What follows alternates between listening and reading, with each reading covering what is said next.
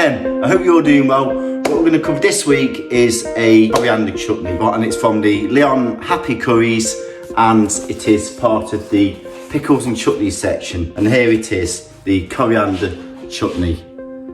It's actually also covered in the Ottolenghi Flavour cookbook, flavour bombs. Absolutely brilliant. And it's here, number 12. This recipe is really basic and it just covers coriander, lime, a little bit of salt and olive oil. So the essential ingredients for this are your coriander, green chilies, a lime, ginger, olive oil, sea salt and a little pinch of sugar. In this case I'm using palm sugar. Super easy and it's got no added preservatives in it. And this is what home cooking is all about. Using lots of herbs and spices and ambient food products to make condiments and then store them in little jars at home. This is a good way to prepare for things as side dishes, condiments to have with meals when you are busy in the week.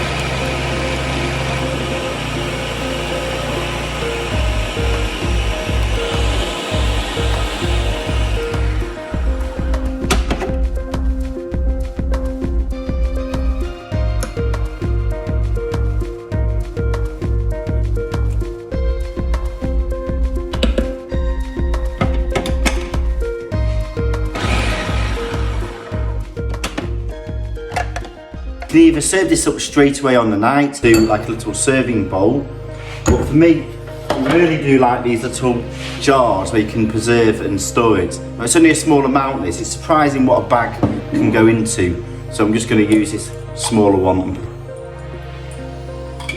So here we have it, the coriander chutney.